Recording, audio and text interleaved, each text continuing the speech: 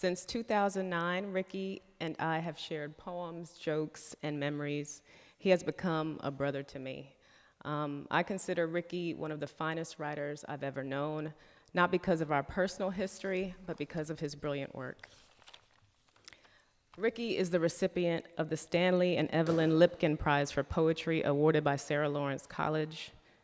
His manuscript was a finalist for the 2011 National Poetry Series, and his poems have appeared in many journals, including the Indiana Review, Jubilat, and Callaloo. Originally from New Orleans, Louisiana, Rickey is currently completing his MFA in creative writing at Washington University in St. Louis, where he is a Chancellor's Fellow. And just today, we received word that he is a finalist for the very prestigious Ruth Lilly Prize. So help me welcome and congratulate Rickey.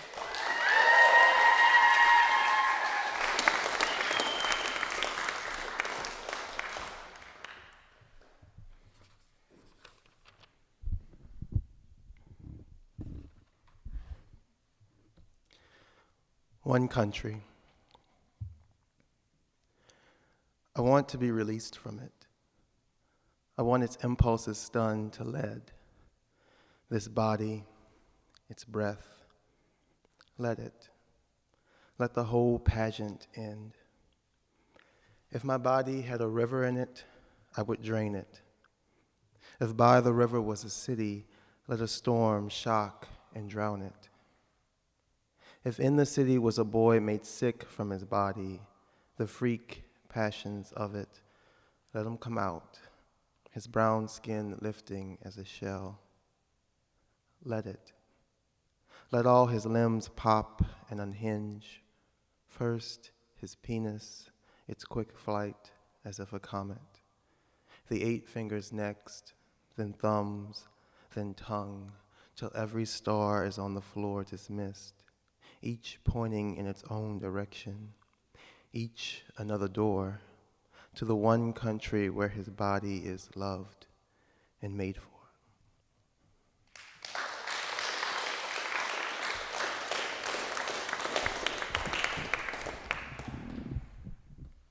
Well, thank you, Nicole, for that introduction.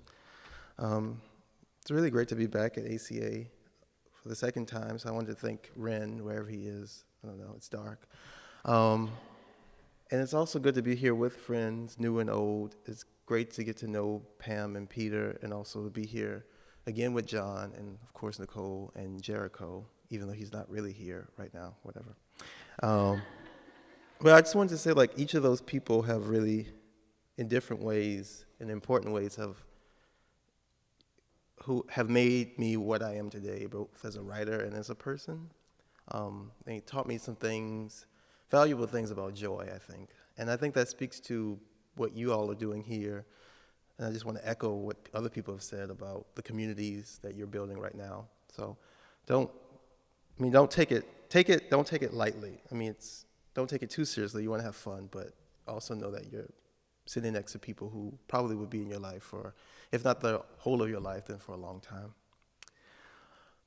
So obviously I'm going to be reading poems tonight, and I thought that last year I read many poems that make up my first manuscript, and I thought I would read like more recent poems that, if everything goes right, will be in my graduate thesis. And 2 things I've been thinking about recently, I guess I can articulate it in 2 words, which is brokenness and hauntedness. And those are the things that are governing what I'm writing about. So more tangibly, it's kind of like if you cut yourself, like Caroline cut her foot, unfortunately. But what happens is that you heal and you form a scab. Hopefully not a really bad scab, but there's still the scab. And I see that scab as a kind of hauntedness. So I see those things, brokenness and hauntedness, as related. And the mode that I use to do this, or I'm trying to use, is the mythic and the gothic and the grotesque, as should be clear, hopefully, in this next poem, which is called Southern Gothic.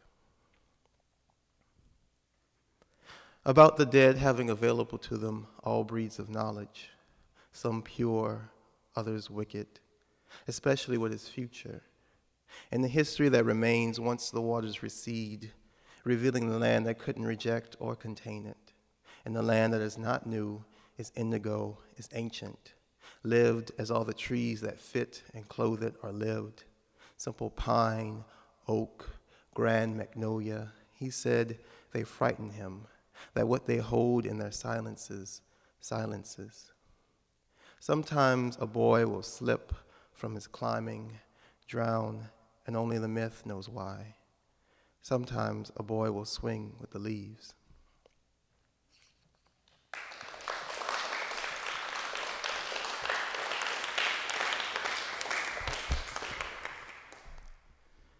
Quiet, please. And so it was. Violation, betrayal. What is it but the ego brought out, invited into the best possible light, defined by it until blinded? I'm speaking of a wounding, internal, of the moment the wound is confirmed, vision, feeling, don't, sounds of struggle, don't apologize, sounds of the throat opening.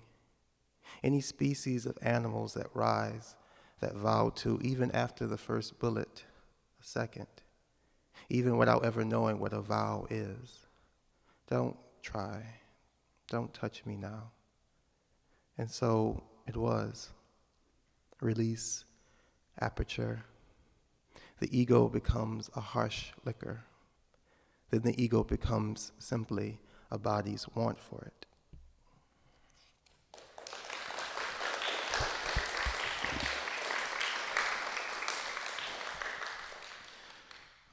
So I think it was Jericho earlier this week talked about you're not really a poet until you write a Persephone poem, apparently. So I have a Persephone poem. It's a loose Persephone poem. The way I kind of deal with myth is to try to bury it in my poems if I'm going to use it at all.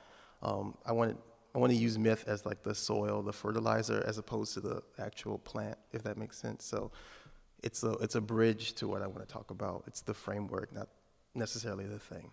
So this next poem, hopefully you'll catch it, utilizes the idea of Persephone, but also hopefully doesn't depend upon it. It's called Lord and Chariot.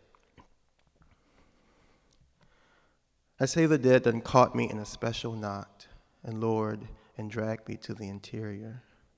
I say his face is strange here, a moment cruel, but not without its silk, its earned sadness.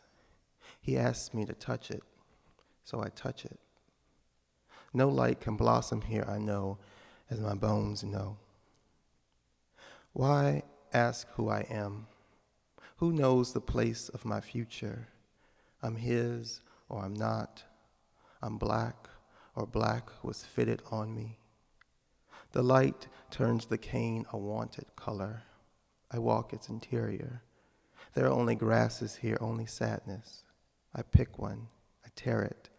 I think to be free is to be cruel. He say the dead be versions of himself, little ulcers, little cruel insurgencies. He say, know that I am master here, my boy, my little sadness. There is no riot, no fear. Bought, nodded, I'm only the boy in the cane that's his, the air, or I'm his whip that stirred the air, scarred the light. My back is the touch of violence. Like light, my blood is brilliant. I sit, I ooze, cruel underworld. I freeze in your interior, though he calls me queen. I lie at his waist.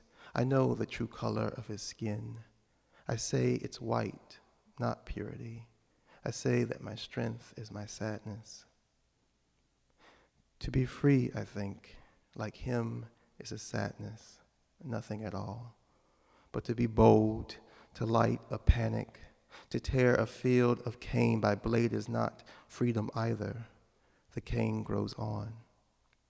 Cruel. Can't you see it's the one word I know? Even my bones know, even my spit moans it deep in its interior. I say the dead done left me stranded at the interior.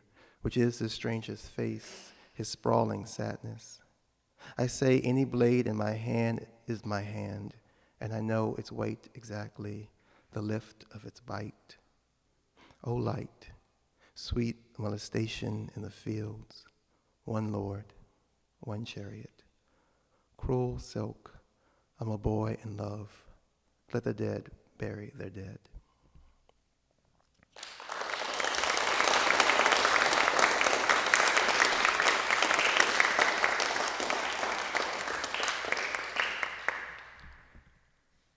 Mythology.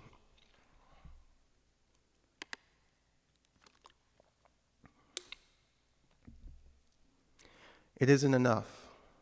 The cemeteries, the stones in which the beloved is scratched into memory. And even where there is water beneath the earth or the mausolea, the pitch-roof tombs not enough. Give us more, we say, the living who desire. I remember when we ate of each other our crying flesh, as if we were two men who could do that, two little Christs. Here is my body, you said.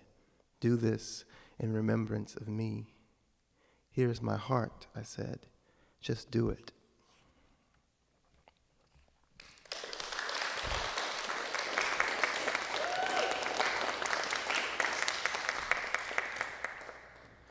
So I've been writing these. Okay, well, I'm Catholic. I was born Catholic. I was raised Catholic, and then I'm not Catholic anymore. But along with like Greek myth and Southern Gothic novels, something that, and animals, because I worked at the zoo. Something else that has like affected the way I think are the saints. I used to be I still am obsessed with the saints. And I've been trying to write, so far I have 3, I guess, poems that use some of the myth or legend of some certain saints. I got particularly interested in these saints, these martyrs who fantastic things happened to them, such as like the Romans tried to kill a person by, I don't know, drowning them, but they refused to sink, or, trying to burn them at the stake, but the fire wouldn't work, things like that. And then also some saints who, they were killed, but then some strange things happened after, like the bodies didn't corrupt, they didn't break down, or like birds came out of nowhere. So I just think that's cool. So I've been trying to write some poems like that, and this is one of them. It's called Deep Purple, St. Agnes of Rome. I needed to see the dying to believe it. Like those soldiers who needed to see the nails fitted into the wrists, I had to see how suffering could form into a clear alphabet. I touched your skin.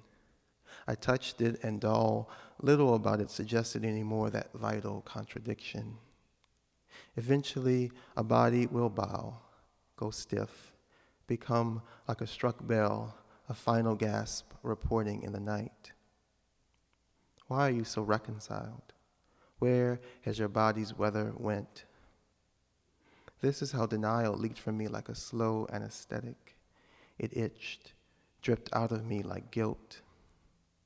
In one story, dirt shows the dragging of a girl, dragged to her stake, but there is a sound, remember, as of a bell, or of the flames refusing their duty, bowing only away from her feet, so that it was death she was quietly refused. How to know that grace? How to read in the dark color of her veins the saint's secret? You didn't. You only let the dying keep you. Let the shield and javelin raise you up so high I was a witness, then broke to ash.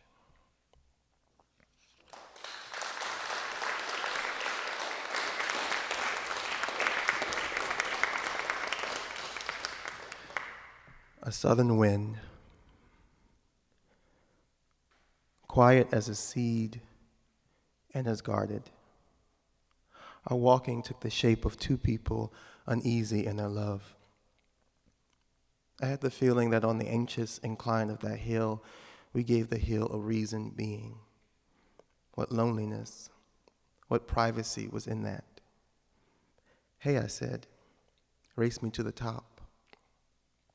Then is when I nearly tripped on the sly earth, an earth shaping to itself again, a stone, but no, picking it up, bringing the worm through black flesh of it up to my height. I knew it for an apple and gnashed and let the juices freak and down my face. Don't ask me why I did it. I know. I know there are pleasures like these we give each other, promises we try to hold, though how can they be contained? I wanted to give you what I could of me, to be personal without confession.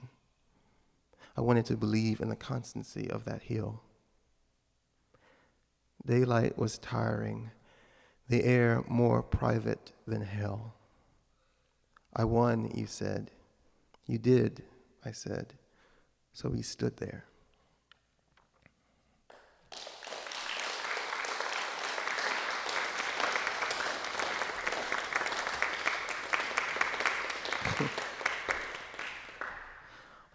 This next poem also uses a myth, the myth of Ganymede. I don't know if that's as popular or as well known. Do people know the myth of Ganymede? It's basically, you know, Zeus rapes everything that he likes to see. So basically, this is like this young boy who's said to be the most beautiful boy, and he just gets abducted by Zeus in the form of a bird, or either Zeus sends a bird, and then he makes him the cupbearer to the gods, which is where we get the zodiac sign Aquarius, which is what I am. So I was very fascinated by that, and I kind of wanted to use that in a poem, and this is the poem. It's called King of Shade, King of Scorpions. Then it was cold, like small and selfish teeth. Then it was rude, like a poison. And that was your voice, wasn't it? And that was the thrust of your voice taking up my own, as any boy takes up his kite in the village, in the sheep ring he manages, as a god that will swoop down and take him. Weren't these the days of abduction after all, not rape? When to prove your devotion assisted a theft of some kind. Tear away the boy flesh, the boy bone, and there it is, the solid red muscle, the thrush, thrumming in its strict and freakish shade. To know it, you had to claim it, break it. The god penetrated with his raw antenna. You moved in me like prayer.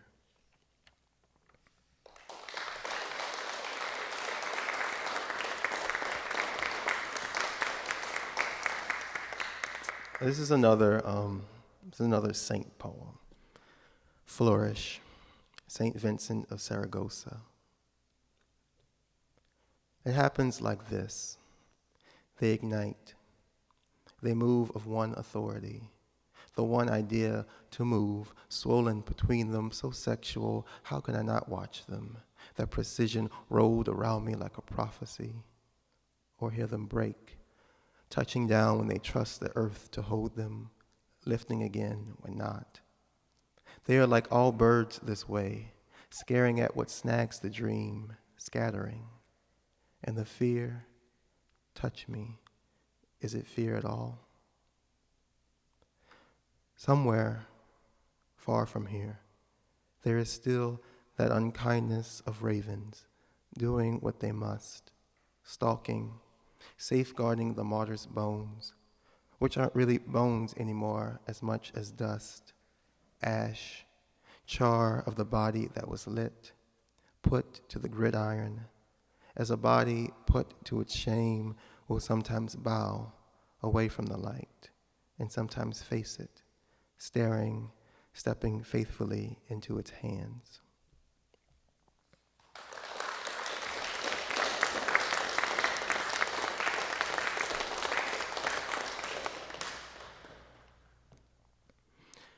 Do you feel me?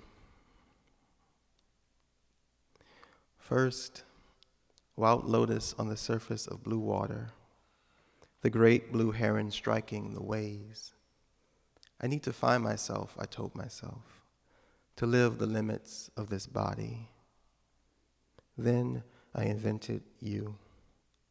Like a bridge between two distances, you guided me. Here, fields of the expansive wild clover, my hands, my feet. There, fields of great water. You, who increasingly made me conscious of myself, continue. Listen to me when I say I will cross into Jordan. Swamp lilies in the camp light, the moonlight opening like a kiss. This is what happens when any two things meet. Some water, a city enveloped, blue. How each becomes a revelation of what the other can do.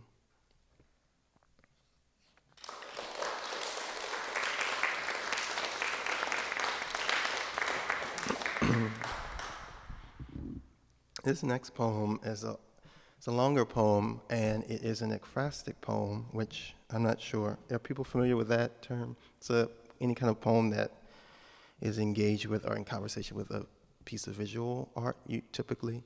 My poem is engaged with a sculpture that has been replicated over the centuries since it was first made. And what else? That's all you need to know. The title of the poem is also the title that's attributed to the piece of sculpture. It's called Boy with Thorn, 1st century BC, bronze. 1. Entered, those shadows spoke his loneliness like a god. 2. This was new knowledge, the kind he had little business knowing, the mere risk of it making it all the more delicious. 3. A forced out confession of forcing it in. 4. Each push where the blood yawned like an opiate, each inch a hermeneutics of the self. 5. Would you feed on such hurting? Would you drink so much? 6. Was he so terrible a thing to look at, but was looked at? 7. His face chiseled deliberate, his face a question gone unanswered. 8. There could have been a thorn already inside, his tongue scratching its wrongs, speaking its 6 troubles. 9. How? 10. There could have been a thorn already inside, the point in his eye, what makes the shadows their acutest when they lift and sprawl. 11. I keep thinking of the thorn as a marker of absence, places both excused and forbidden in his body's swamp. 12. Violence thou shalt want, violence thou shalt steal and store inside. 13. The spinario fidele, boy with a message, a mission, pickaninny, who would not stop for damage, the old story goes. 14. Shame, guilt, spleen, woe, shock, and want. 15. He wanted them gone. I know all his deeper hurts, poor gods, that lush resentment. 15. But failed. They were greater dark, vows of mystery, done things. 17. Take it. Don't you have to learn to take it eventually? 18. I told him the thorn was as a key, his body a lock. 19. I made him meet the key up with the lock. Turn. 20. I told him, Rickey, turn. 21. He did. An antichrysalis, a lyric, which is the piece of a prayer visible. 22. Until he rewound, a new republic, a kingdom where not savagely he was king. 23. Who could bear the wind's cries? 24. Who could feel the self demanding the self? 25. Who could see his honesty, his face more handsome once the pain combed through, combed like a river, too clean for love? 26. Violence thou shalt want, violence thou shalt steal and store inside. 27. He would devour it. 28. This was his body finally his. 29. He shut the thorn up in his foot and told his foot, walk.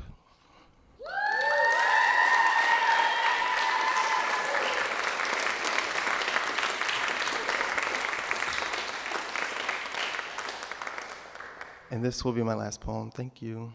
It's called Ghost. Ghost. Where form moves, the need to know the form moves. You're stuck here, it says, trapped in a fog no degree of running can outrun, so don't. Now, after the heart, after all feelings been measured, exactly gridded, our bodies brought past their limits out to their barest, brightest heat. We can face each other again. We can breathe. That was the song, over and over, playing the empty house. Thank you.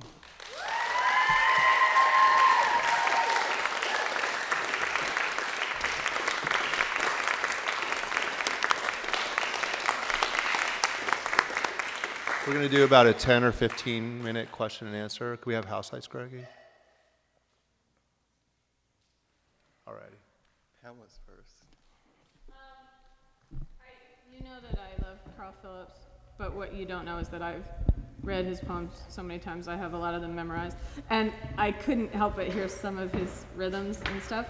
And then I just found out that you go to school there. So I just thought it might be interesting if you talked a little bit about like having a teacher that you love and then keeping your own work, you know, taking from them, which you obviously have, but then making your work your own, which you also already have. I just thought that might be an interesting topic. I think when I was applying to grad school, I was fortunate to get into a number of them, so I had to choose. And it was really between Washington University, where Carl Phillips teaches, and NYU, where everybody teaches.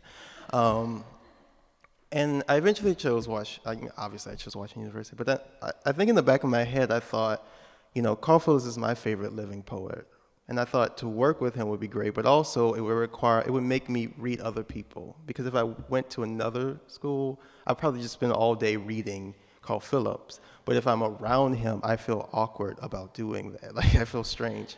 So that's been good, and actually it's been true. Like, he has given me a giant reading list, and it does not include him, and it's been very good. But I'm also conscious of his deep influence on my work, as well as some other poets. So, and I think I've come to terms with that. Like, I think it's okay to learn. You know, like I studied music when I was younger. I studied a lot of things, and you do imitate as a beginning part of your, you know, practice. But then you have to, you know, diverge at some point. And I think he's actually forcing me to do that. Also, the other teacher, there's two poets, is Mary Jo Bang, who is similar in some ways, but also radically different. So if I take one poem to him and he really likes it, Mary Jo will hate it, or, you know, or vice versa, something like that. So they kind of helped me. They mold me to become more conscious of my choices. So it's been a good experience already. I've been there for 1 year. I have 1 more year to go, and it's been good. So no complaints. There were other hands.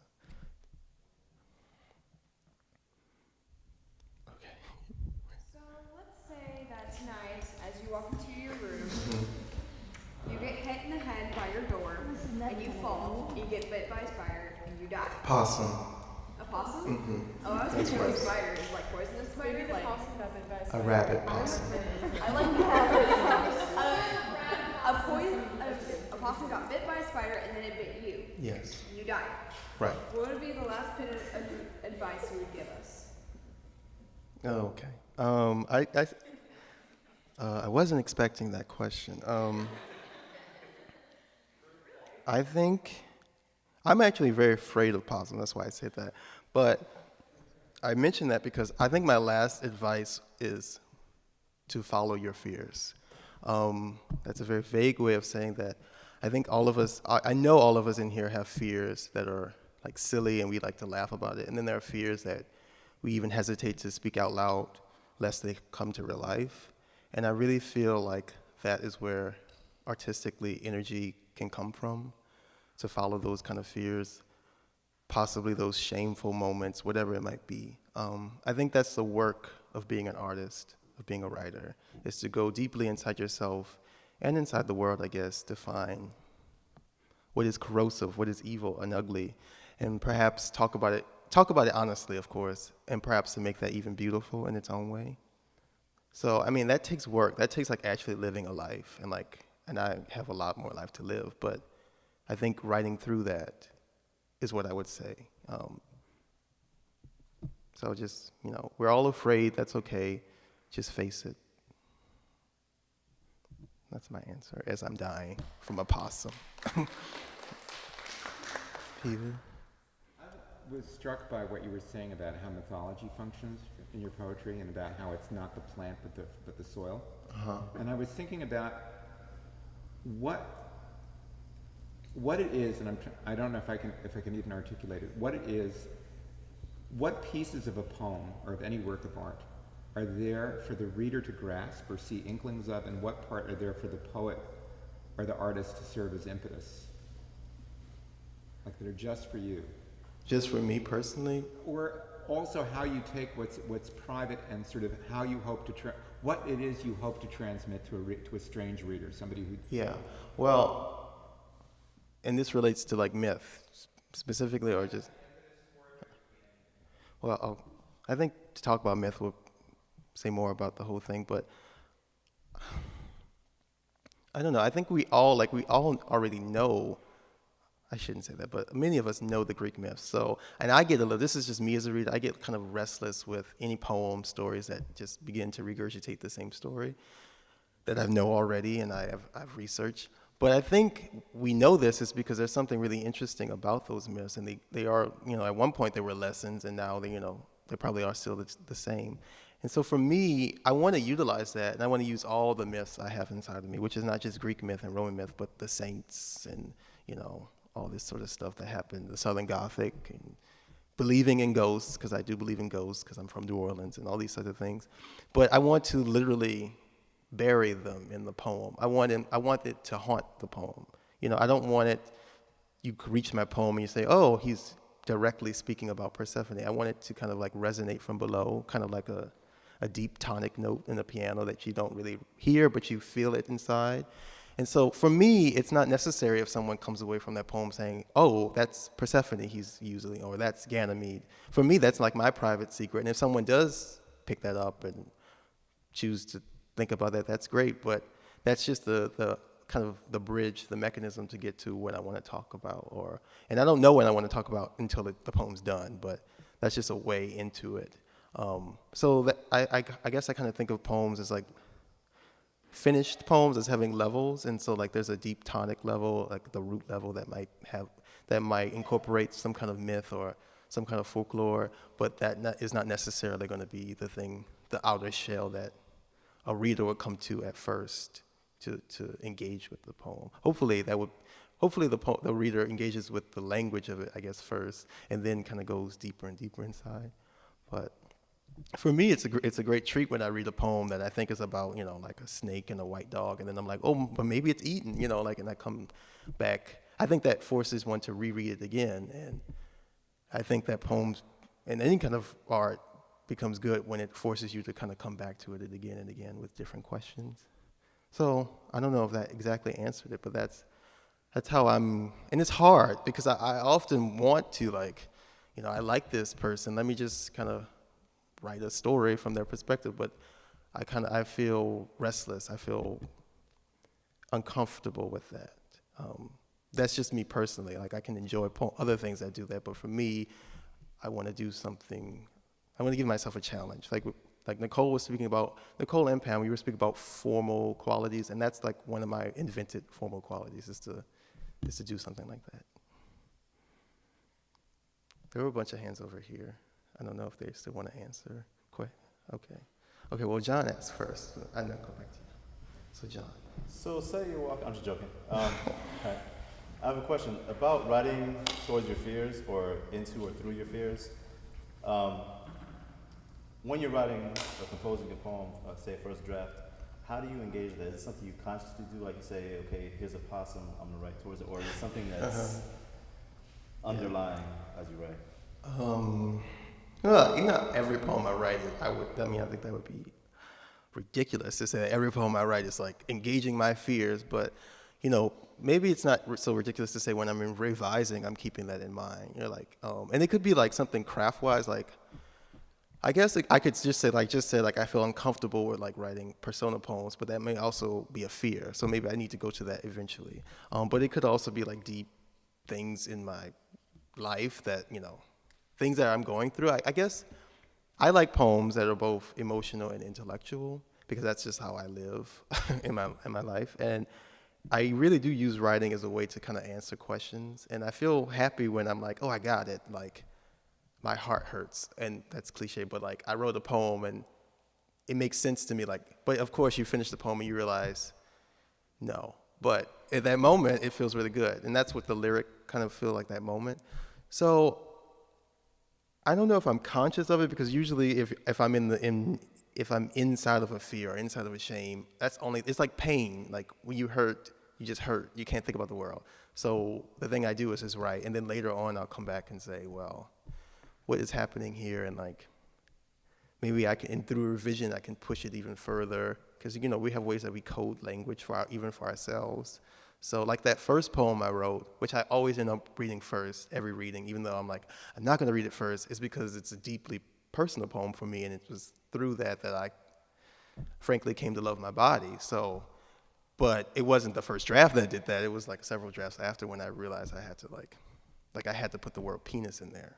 That wasn't there before, you know, and that still makes me uncomfortable every time I come there. I'm like, I'm about to say penis in front of teenagers, and it's about to be a big deal, but it would be not genuine to skip over it. Do you want to? How did you come to write poetry instead of like other, like fiction or something? I think poetry came to me, but that's the truth. But I mean, at first, I didn't know that. I knew that poetry existed, but I didn't know it really existed. I just thought it was like something in the textbooks. And I knew I wanted to be a writer, so I was trying to write these stories. But the problem with those stories is like I was writing horror like stories when I was like 6, so that's crazy. But I would get stuck. I was like, I had to describe the whole house like in this first chapter, and that just didn't work out. So once I realized that poetry was an available option, I just started doing it.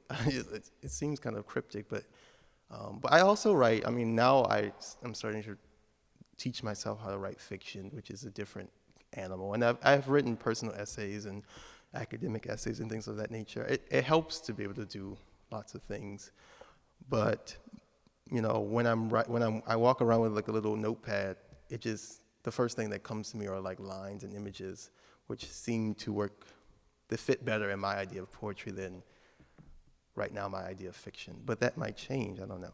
But coming to it, it was just my mother gave me a book by Nikki Giovanni. And it used to be her book, so that was the first. I didn't even know you could write poetry books. I didn't know that was possible.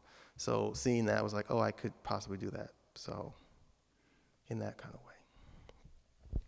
Yes? What was your first poem about? I have no idea. I forgot. I have no idea.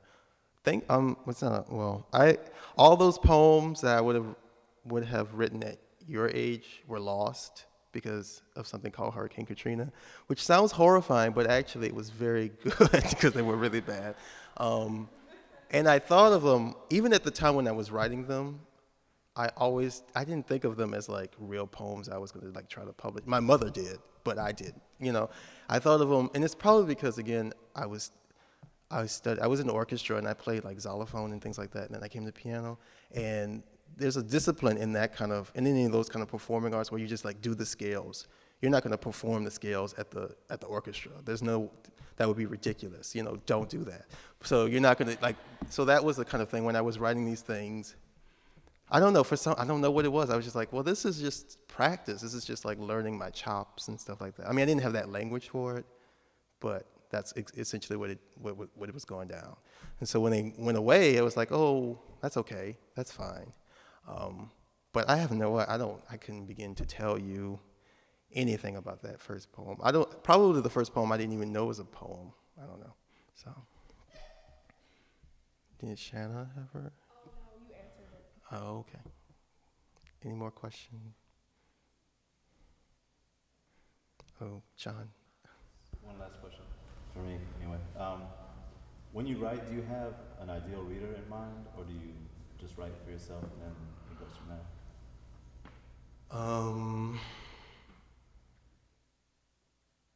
An ideal reader? I don't know. I don't know the answer to that.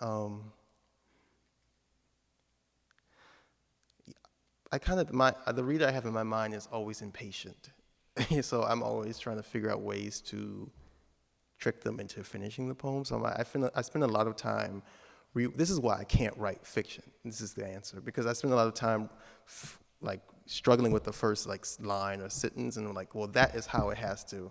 That's the introduction into the poem, and if that isn't dynamic, I don't continue. It's just stop. So, and that is problematic for fiction, I'm learning, because you just need to write the story and then come back and worry about those things later.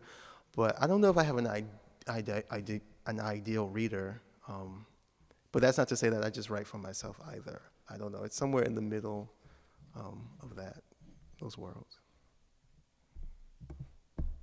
Any more questions? Thank you.